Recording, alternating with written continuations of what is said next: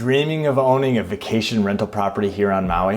Are you wondering how it works and what the numbers look like? In this video, I'm gonna go over what you need to know about owning a short-term rental on Maui. We'll look at which properties allow for vacation rentals, what the cost of ownership looks like, management fees, how you figure out what nightly rates and occupancy rates are gonna look like, what a lifestyle asset looks like as an investment. Aloha, I'm Josh Feyen with MauiRealLife.com. I'm an active real estate agent and investor with over a decade buying, selling, and owning investment properties. First off, I want to talk about what is a short-term rental on Maui, how it's defined, and where are they allowed. So on Maui, any property that's leased out for under 180 days or about 6 months is considered short-term rental.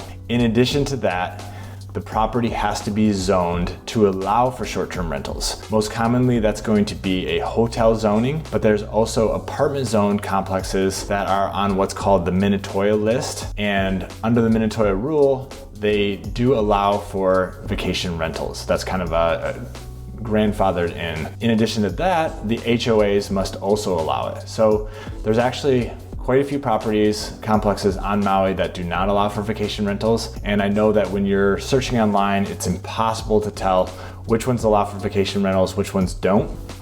If you jump onto my website, MauiRealLife.com, I do have saved searches and tools to help you filter out and only look for properties that allow for short-term rentals. Now, I get asked all the time about residential properties, single-family homes. Can we rent those out? And for the most part, no. Most residential units or residential zone properties do not allow for vacation rentals. And I know a lot of people say, well, I do see, single family residences that are out there that are being rented short term.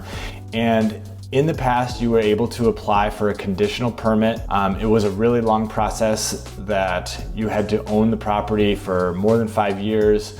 It had to go to hearings. It was really difficult, but right now there's actually a moratorium where they're not allowing any more conditional use permits. I think B&Bs are also under the moratorium. There's really no way to do short-term rentals with a residential home at the moment. The second thing people often ask me about is what the cost of ownership looks like, cost of managing a short-term rental, and all the fees that are involved, because people want to know, what it's going to cost them to own here.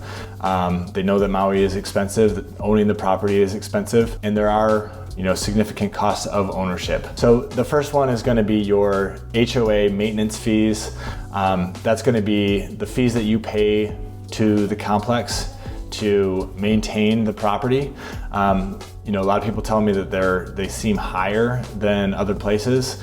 And I would say that's probably because owning a vacation rental is a different kind of animal than owning a regular condominium somewhere else. You've got all these beautiful grounds here at many of the condos that need to be maintained. They're getting watered, they're getting regular maintenance and pruning and mowing just to keep everything up. And then on top of that, oftentimes you have pools, tennis courts, other amenities that all need to be maintained, sometimes elevators. And in addition to that, just by its very nature of being on Maui and here in Hawaii, the weather is harsh. And so you have sun and wind and rain and the salty sea air that just wears down on buildings. So things that are made out of metal rust, concrete gets worn down and needs spalling, wood gets rot and termites. It all adds up, and it is costly to maintain. On top of that, sometimes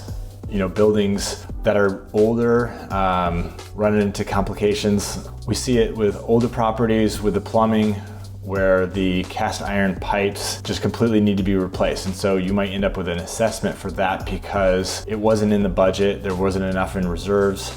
And now you've got a big plumbing project that can be multi-million dollars and need to be addressed. Other issues that come up are, if there's not enough money to cover for a full siding replacement or a full roof. You've got properties that are near the ocean that have seawall issues, erosion issues, and all that adds up. Another cost is going to be your property taxes. Here on Maui, we have a tiered tax system based on value and asset class, so what it's being used for. On average, property taxes for a short-term vacation rental are going to be significantly higher, 4 to 5 times higher rate than what you see on a owner-occupied property.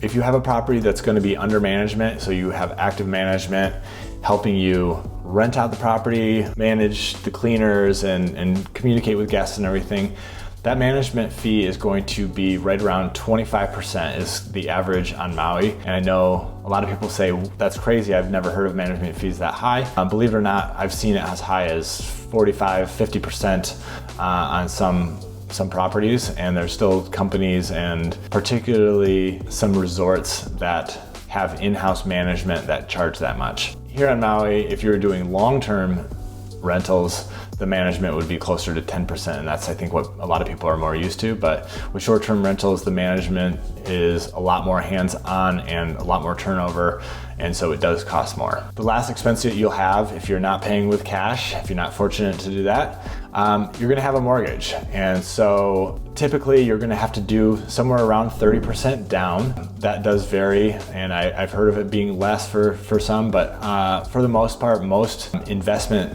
loans on short-term rentals are going to be about 30% down. And here, this is a place where I do think it's super important to speak with a local lender. Hawaii, Maui, we've got different rules than you might come across in other areas, and specifically when it comes to short-term vacation rentals and the properties where those rentals are taking place, condotels, the rules are just different. And so if you try and jam it through a one-size-fits-all national company, you're gonna be disappointed. In my experience, it just doesn't always work out. So make sure you talk to a local lender, and I can recommend a few if you need somebody. All right, let's talk about how we figure out nightly rates, what your income is going to be on a property. Here in Maui, the range for nightly rates is all over the place. So, for a studio or one bedroom, the bare minimum is probably going to be in the slow season, $150 to $200 a night. And then it can go up into thousands of dollars per night once you get into some of the high-end markets of Wailea and Kapalua. What I like to do is, if I'm looking to find out what a specific complex might average, you can jump onto VRBO, Verbo, and search by complex and kind of figure out okay, a one bedroom here is going to be averaging right around $300 a night, or a two bedroom is going to be averaging $375, $400 a night, and you can kind of get a good idea of what a complex will rent for. We can also get estimates from property management companies. I like to get at least a couple estimates, and they'll break it down for you for high season, low season, shoulder seasons, and kind of break it down into an average.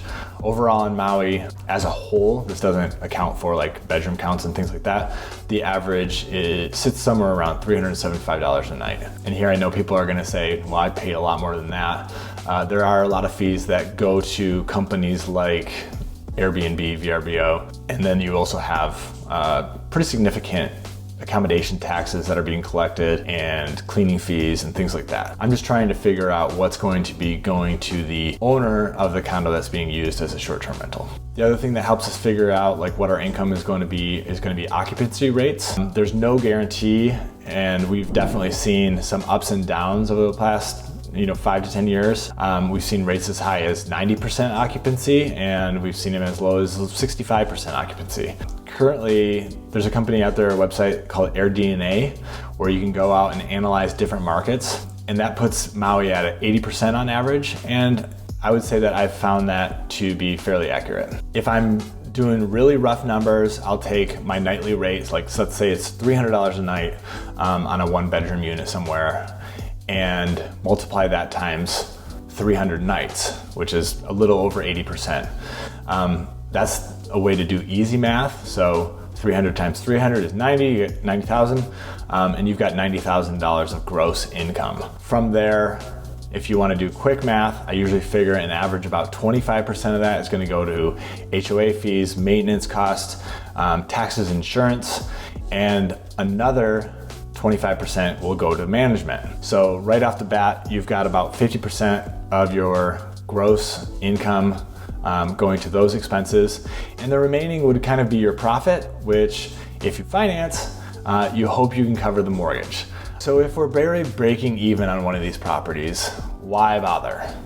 And I would say this is where owning a property on Maui becomes a lifestyle asset.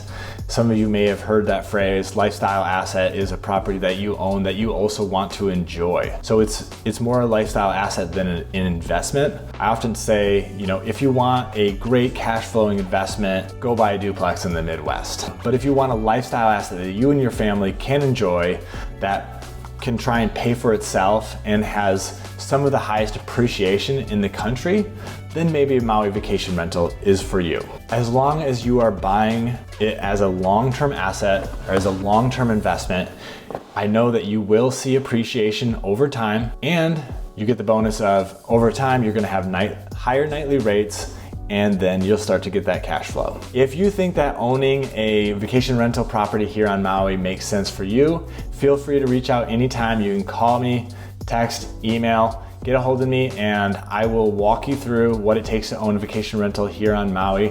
Trust me, it is worth it. I'm actually sitting in a vacation rental property that I own right now. That has been a great property for me and my family, and we get to enjoy it at times when it's not booked. All right, don't forget to like, comment, and subscribe for more videos like this coming up. Aloha.